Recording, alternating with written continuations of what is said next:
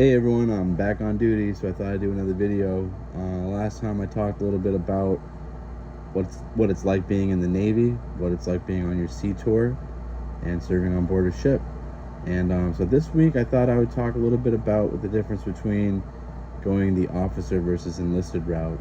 For those of you out there that are considering being an officer, and you're like, hey, I'd like to be an officer, but I don't really know what that's like, versus being an enlisted person and what that's like.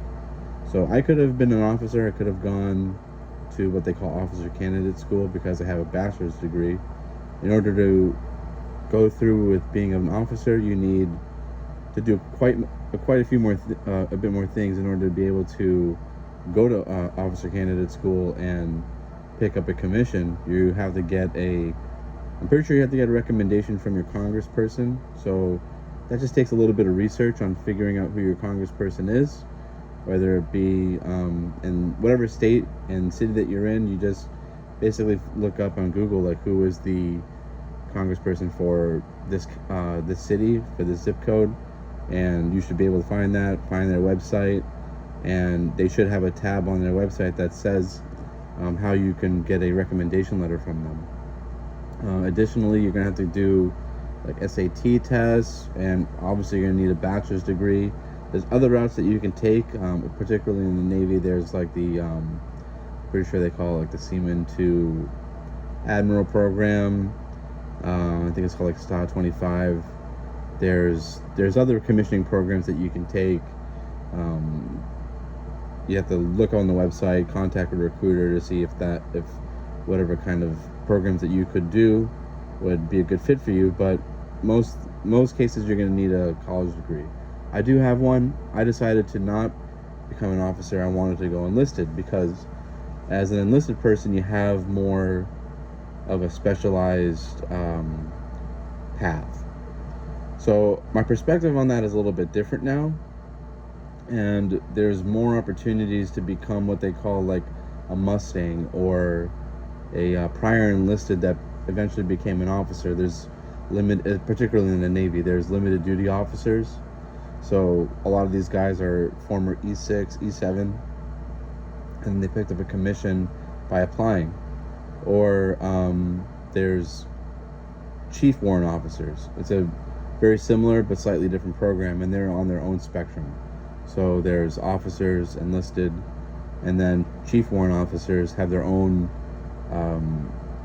pay grade. They are officers. They are treated as officers, and they serve as officers, but they have a much more specialized function than your traditional officer. So they might be in charge of a very specific field. They might have a more like hybrid role where some of them might stand watches that are more specialized towards like weapon systems or even supply. So they might have more limited factors in terms of like their scope, but they're very highly specialized officers, and they're some of the best that you'll ever encounter in terms of like their level of knowledge, their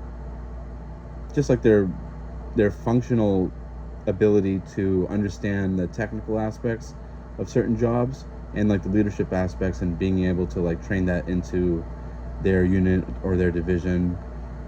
So yeah, there's plenty of opportunities, and there's multiple ways that you can go about becoming an officer even after being enlisted. But I will say that the main advantage of being enlisted over being an officer is your duties are just much more specialized. You really only have to focus on like one, maybe two or three things, which is your job. So in my case, I'm an electronics technician. My job is primarily maintenance supervision at this level, at my current pay grade. So I basically like oversee what they call a work center and manage it and manage the people within it, and then report all of the things that happen up to my chain of command. So I become very highly specialized in radar systems in my case, and but you might become way more specialized in other fields like sonar or navigation equipment, communications equipment, satellite communications. And that could be a very lucrative opportunity once you leave the military, especially if you work in a very highly technical field that has a lot of applications in the civilian world. And this is true for many different jobs in the Navy, including the guys that work on the aircraft. So they can take those skills, that technical knowledge that they have, and work in the government, private sector. They can work in government.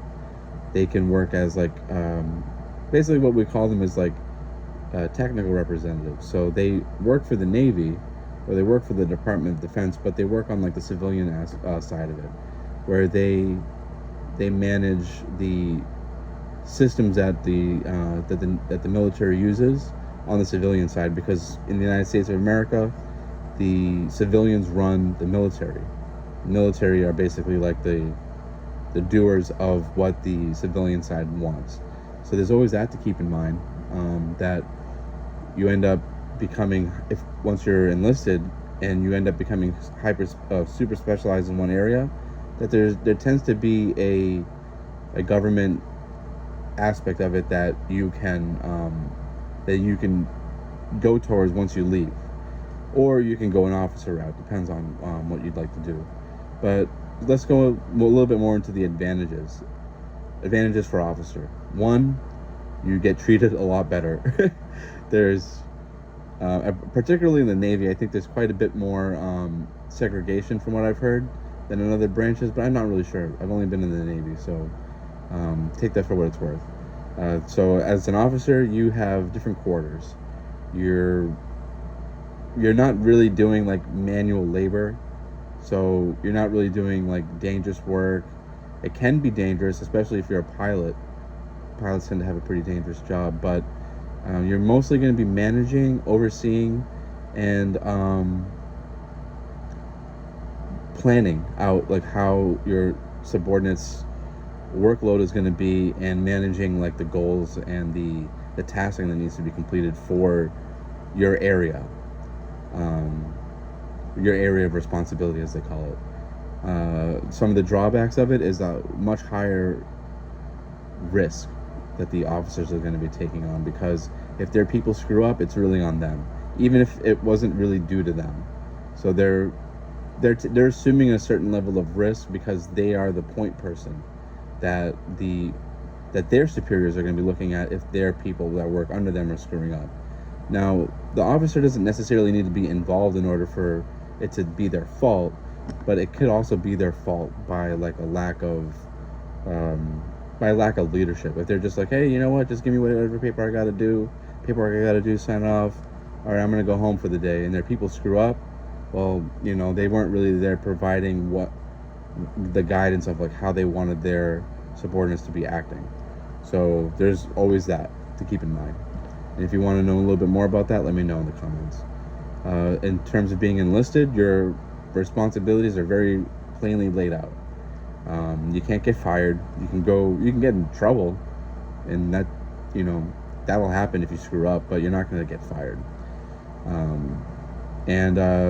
But you are going to be doing a lot of like manual labor, a lot of like tasking, a lot of things that aren't really in your job description. You can get moved around from what they call like temporary assignment of duty, or TAD. You can go from like, hey, I was working on electronics and now I'm working in the galley, like serving food, or working in security, things like that. That's always something to keep in mind, that when you enlist, yes, they're going to be paying for you to be doing that job, but they could also be making you do another job. And you want to talk with people that, you know, have experienced that, to see like, oh, it's temporary, but you know, it is going to be part of your service, especially if you're on a ship. You know, I'm not really sure exactly like how it works with shore duty assignments, but at least on a ship you can be moved around quite a bit, and in some rates more than others. For what they call nukes, they don't really get moved around too much. The Navy spends so much money on training them that they really just want them to focus on the reactor. A little bit more on that if you guys want to know more about like how what nuke. I don't really work too much with nukes, but I do know quite a bit about what their job is and what they do. just from talking with them and things like that. Of course, everything that I'm saying is just, run-of-the-mill like information that you can find online. I'm just making it more, like on the Navy's website, I'm just making it more accessible and digestible. And so some of the other drawback or benefits, we went over some of the benefits, but some of the other drawbacks of being enlisted is like our quarters. They're super cramped, especially on this ship. And the pay is a lot better for officers. They're taking on more risks. They have more responsibilities in terms of like what they're in charge of, and they're the point person for when things go wrong. And then they will have to go to their subordinates to be like, hey, what's going on with this? How come you guys are screwing this up? What's going on with this person? X, Y, and Z. So I hope that answers some of you guys' questions. Next video I'm going to talk a little bit about more benefits about joining the military that I think that a lot of people should know, especially if you're already in and you are trying to set yourself up financially to move on to the next stage of your life, and a little bit more advice about that. But I would say that if you're interested in being an officer, that it's definitely a good career path. If you're interested in being enlisted, it's a good career path. You just kind of have to know a little bit more about like what you'd like to do after you get out, and then make your plans accordingly. Do you want to learn like really high really technical skills and work in a technical job? Well, you can do that. You're more likely going to want to be enlisted. Do you want to learn more about like being a great leader and very effective manager? Well, you're going to have a lot of responsibilities in terms of like managing not just equipment and systems, but personnel when you're an officer, and then that's going to be the bulk of your job, and so you're going to have a lot of experience with that. And but I think from what I've seen is the really, really effective officers are ones that have prior enlisted experience. That's not to say that some of the ones that are fresh out of college or the ones that that don't have an enlisted background can't be excellent. Some of them are. It's just, in my experience, it's more likely that the ones that have prior experience working as enlisted have a little bit more of a grasp and are of what the other side has to do, and they have more realistic expectations about what their responsibilities are. So I hope that helps. If you have any questions about more specific things, let me know in the comments. Otherwise, thank you guys for watching. I also have some videos on my music. I'm a musician, and I have just recently published an album called Fujiwara Effect with my band The Water Bear. I wrote, performed, and produced, audio engineered all those tracks. So yeah, feel free to give it a listen. It's on Spotify, and you can find videos of it over on my channel over here. And thank you guys for watching, and hope to see you guys next time. Please be sure to subscribe if you guys like the content for more. I like to do videos on military stuff, music, and just like sometimes like day-to-day life, the things that I do with my dog and my wife, and some of the adventures that we go on. We have a trip coming up to Yosemite coming up, so definitely stay tuned for some of that, and hope to see you guys next time. Have a good one.